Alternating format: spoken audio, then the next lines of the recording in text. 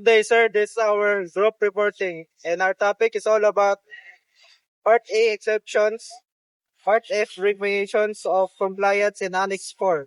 I am Gerson A. Lumandam. And I'm Adrian Tigoya. And I'm Francisco Atiporda Jr. I'm Jordan A. Fuentes. I'm Lawrence Alarsa. I'm Jean-Louis Bitelier from Jito Day 6 year.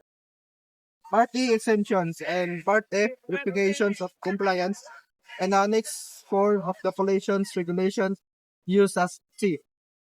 These rules are very important because they help keep ships safe and prevent accidents.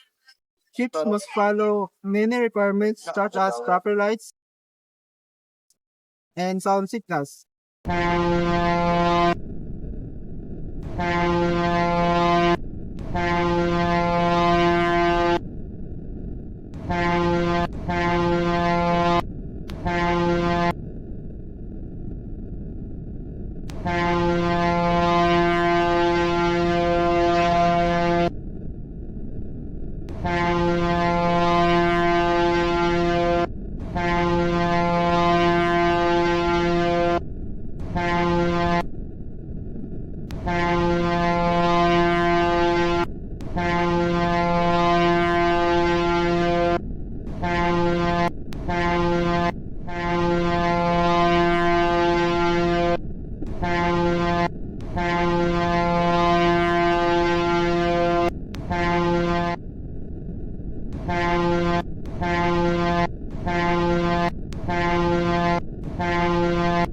However, there are special situations where some ships may not follow the rules, and there are also systems to check if the ships are complying. And our report will explain these parts in simple terms so we can better understand how safety is maintained at sea. Part E exemptions. Part E talks about exemptions. Exemptions means that some ships are not allowed to follow certain rules or requirements, which usually happens when ship cannot meet requirements because of its design, like size or age. For example, an old ship built before new rules were created may not be able to install modern equipment easily. Some ships also have special process that make compliance difficult. However, exemptions are not given freely. They must be approved by proper authority and safety must not be affected. Even if a ship has an exemption, it still has the responsibility to operate carefully and avoid pollutions. Annex 4 provides the detailed technical requirements that ships must follow, especially for navigation, light shapes, and sound signals.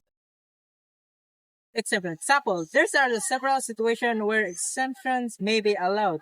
Small vessel may not have enough space to install large equipment. Government or naval ships may be special operation that require different arrangement.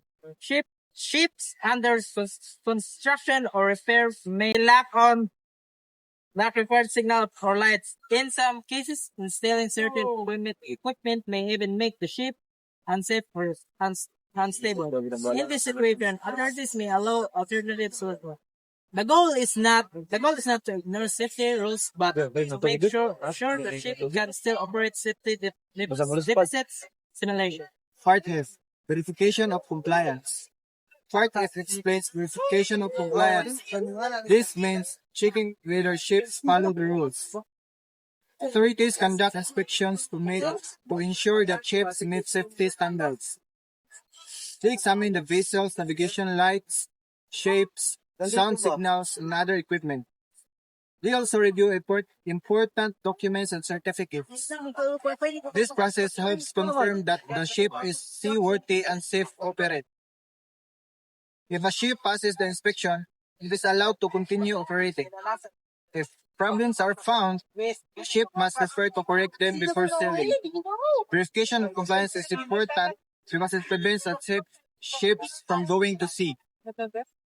Expo contain the technical requirements the ship must follow. Explain that correct explanation for navigation light and sound signal. For example, in a state where the light should be clear. How bright they should be. And how far the day most visible. These deals help shift, recognize each other, especially at night or during poor visibility, proper signal low. Officer and crew to understand the type, direction, and activity in another vessel. This intelligence condition and greatly helps prevent pollution at sea. In conclusion, Part A allows exemption in special case where full compliance difficult but safety must always be maintained. Part F ensure that are inspected and verified to follow the rules before operating and explore. Provide the technical standard that guide using proper lights and signals. Together, these parts work to promote safe navigation, prevent incidents, and protect lives, cargo, and the marine environment. Understanding this role is very important for anyone who plans to work at sea. Thank you for listening, everyone.